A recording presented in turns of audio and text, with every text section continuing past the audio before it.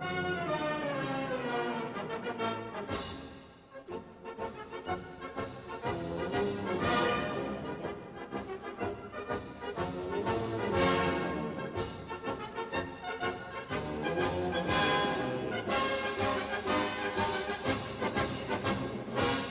was born in North Wales. They've actually driven a 6-lane motorway through Corwin Bay now, so the spots I used to know as a child aren't there any longer. And my wife's parents used to have been coming here since the 60s, and I've been coming here since 66, and it's a magic place. Yes. Is it easy to work here? Because you're very isolated. Yeah, you've got to get used to it in a way. You sort of, if you, because when you used to work in London with the roar of London behind you, you've got to get used to the sort of tinkle of the brook down there, and sometimes the baaing of the sheep, which actually can be louder than London traffic actually at certain times of the year. Yeah. But yes, it's a good place to sort of stop and get away from the world and fantasise, I suppose. Do you miss London at all when you're up here, or is it a bit of a bind to have to go back? I don't miss it. I forget it. I mean, I don't only forget London. I forget the whole rest of my life. I get here and I can't think what else I'm meant to be doing. It's a strange reaction. I feel the rest of my life doesn't exist.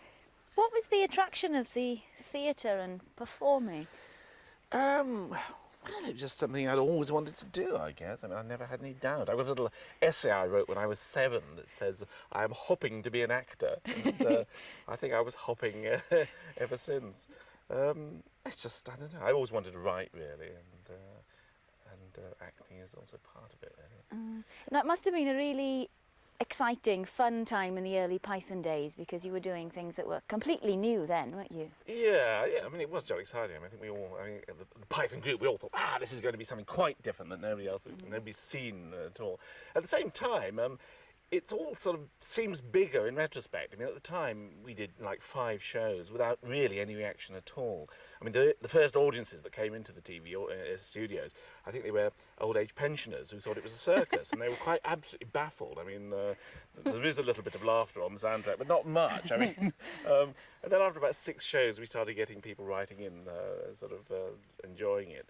But it was not until about the 2nd series that it started becoming a sort of, you felt there was a bit of a cult thing going on. From there, you then went on to write for children. What was the attraction? It doesn't feel any different, to tell the truth, Sean. I mean, it's virtually the same in my mind. And it's just, I think I'm just writing what I'd like to read, really. And when I grow up, maybe I'll write a heavy novel or something. Write proper things, yes. Now then, you're doing this show tonight to raise money for the Eisteddfod. It's my only way I can contribute, I think. As a non-Welsh speaker, I have to do something. Yeah. So what are you going to be doing? Well, I'm showing lots of bits of film, including some of the earliest stuff that Mike Palin and I made for the BBC and ITV in the late 60s, which has never been seen since. And also some Python sketches that have never been seen. There's a couple of scenes that we cut out of The Meaning of Life. That was the last film we did.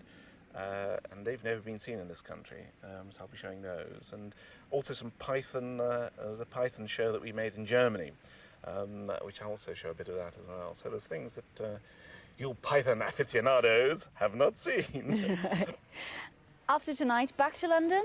Yeah, I'm afraid so. I've got to start setting up some movies and things, and going over to the States and slightly boring things like that. I'd rather be here, that would do. But a busy time ahead. Yeah. Well, thank you very much for talking to us. Hope it goes well tonight. Well, okay, fingers crossed. Hope we have an audience. Do hurry along to Bill Wells.